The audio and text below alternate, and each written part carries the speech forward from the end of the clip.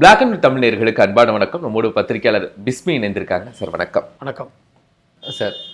Bison திரைப்படம் அது வந்த பிறகு நிறைய விமர்சனங்கள் வந்துச்சு.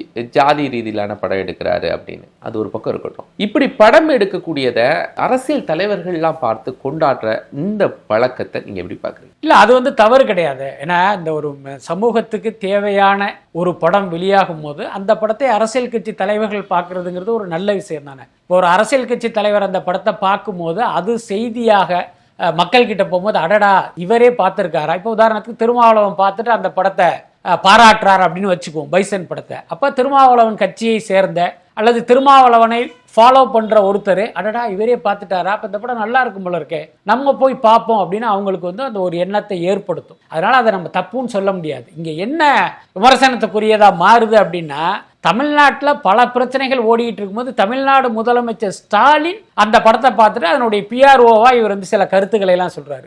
இதுதான் விமர்சனத்துக்குரியதா மாறுது. நீங்க முதலமைச்சர் தான், இல்லைன்னு சொல்லலை.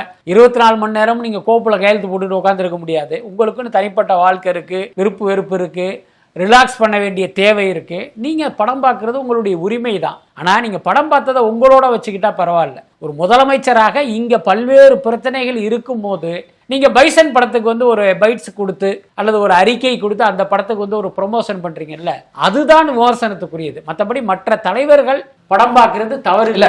தலைவர்கள் பார்க்கறது இல்லை, பார்த்துட்டு அவங்க கூட விமர்சனம் கொடுக்க இல்லை. அதுதான் நான் என்ன சொல்ல வரேன்னா, நீங்கள் அரசு பொறுப்பில் இல்லாத ஒரு எடப்பாடி பழனிசாமி இந்த படத்தை பார்த்து நல்லா இருக்குன்னு சொல்றாருன்னா அது தப்பு கிடையாது. ஆனா ஒரு முதலமைச்சர் அவருக்கு இங்க பல்வேறு கடமைகள் இருக்கும் போது அதை செய்யாம இதை செய்யும் போது அது விமர்சனத்துக்குரியதா மாறுது. நீங்க டெல்டாவில் பாத்தீங்கன்னா நெல்லு மூட்டையெல்லாம் தண்ணியில மிதக்குது, ஏன்னா பயிர்கள் எல்லாம் பாத்தீங்கன்னா தண்ணியில அப்படி மூழ்கி போச்சு. அதுக்கு எந்த விஷயமே பண்ணாம நீங்க இந்த படத்தை பார்த்துட்டு ரிவ்யூ கொடுத்தீங்க அப்படின்னா கண்டிப்பா அதை விமர்சனம் பண்ணத்தானே செய்வாங்க. அப்ப நீங்க அதுக்கு கூடவே வரக்கூடிய டியூட் போன்ற படங்கள்ல கூட சமகால அரசியல் சம்பந்தமா சில விஷயம் ஒரு பாயிண்ட் வச்சாலும் அது அரசியல் அவங்க வைக்கிறாங்கல்ல. அப்ப அதை பின்தள்ளுறது மாதிரி இருக்குல்ல. முதல்வர் ஒன்னதான் ஹைலைட் பண்றாரு, இதான் சமூக அரசியல் பேசுது, இந்த கலைப்படைப்பு இல்ல அப்படிங்கிற மாதிரி தானே இருக்கு. அதாவது நீங்க பைசன் படத்தோடு டியூட் படத்தை ஒப்பிடவே கூடாது. என்னை பொறுத்த வரைக்கும் டியூட் படம் ஒரு பக்கா மசாலா படம். ஏன்னா அதெல்லாம அதனுடைய கருத்தே ஒரு விமர்சனத்துக்குரிய கருத்தா இருக்கு. அதனால அதையும் பைசனையும் நம்ம ஒன்னா வைக்க முடியாதுன்னு நினைக்கிறேன். இன்னொன்னு, ஒரு மசாலா படத்துல பாத்தீங்கன்னா அப்படி போற போக்குல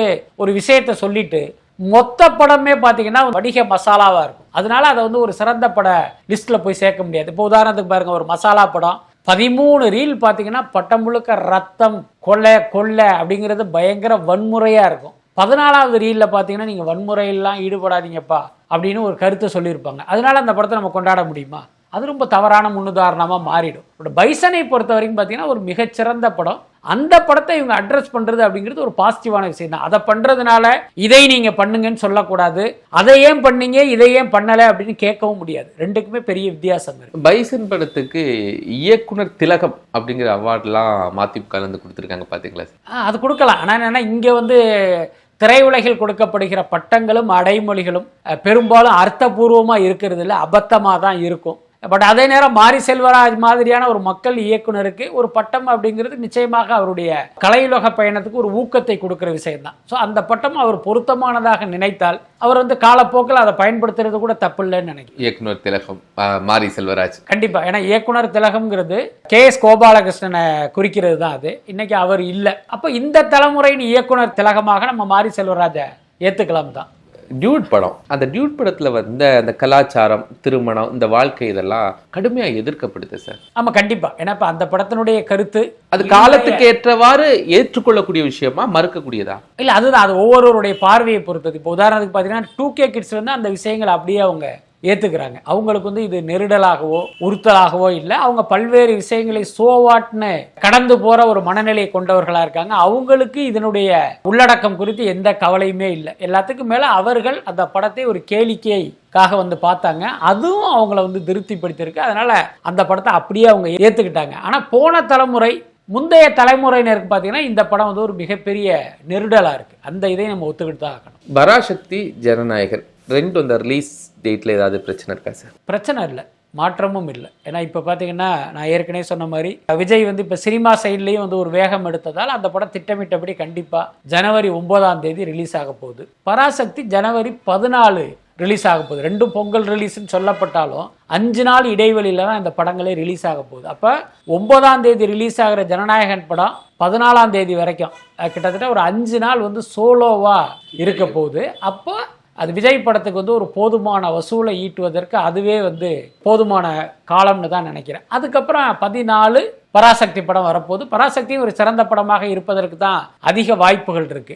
ஒருவேளை அந்த படம் சூப்பராக இருக்கும் பட்சம் ஜனநாயகனுடைய ஸ்கிரீன் கொஞ்சம் குறைஞ்சி பராசக்திக்கு போகும். அதனால ஜனநாயகனுக்கு எந்த ஸ்கிரீனை குறைக்கிறதுல ஏதாவது அரசியல் நடக்குமா?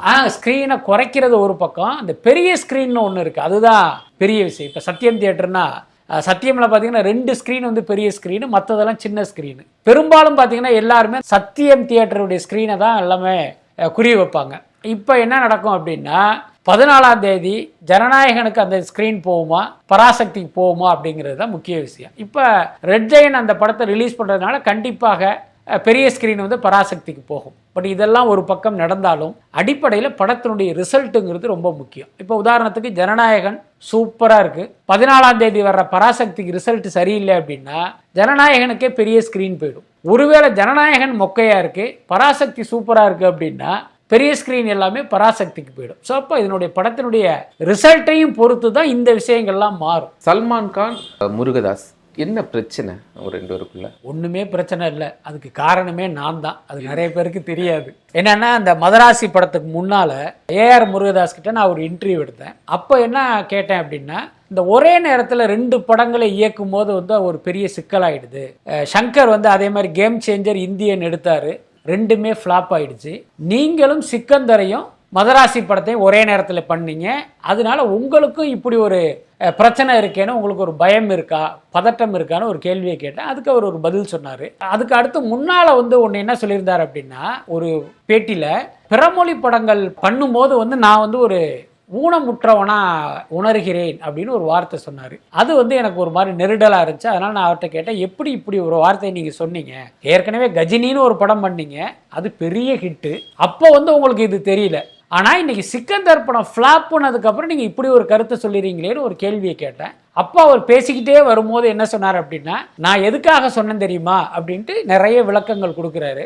நம்ம லாங்குவேஜ் இல்லை, வேற லாங்குவேஜ் டிரான்ஸ்லேட்டர் உதவியில் தான் நம்ம அந்த இதெல்லாம் பண்ணணும் அப்படின்லாம் சொல்லிகிட்டே வரும்போது, இப்போ நம்ம ஊர் ஹீரோக்கள்லாம் காலையிலே ஷூட்டிங்க்கு வந்துடுவாங்க. அங்கே சல்மான் கான் வந்து மார்னிங் ஷூட்டிங்கே ஈவினிங் தான் வருவார், நைட்டு தான் அவரை வச்சு ஷூட்டிங்கே பண்ணுவோம். ஆனால் எடுக்கிறது பார்த்தீங்கன்னா பகலில் நடக்கிற காட்சியாக இருக்கும். ஷூட்டிங் எப்போ பார்த்தீங்கன்னா நைட்டில் எடுத்துக்கிட்டு இருப்போம்.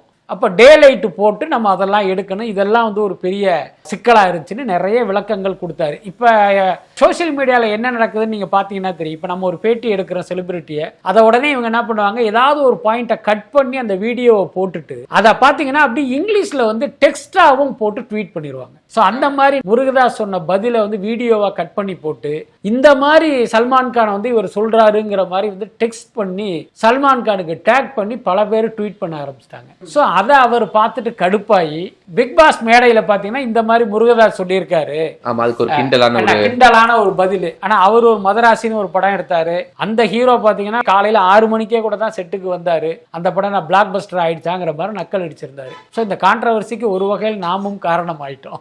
நன்றி விஷ்ணு சார். நன்றி நேயர்களே, மற்றும் ஒரு நிகழ்ச்சி சந்திக்கலாம்.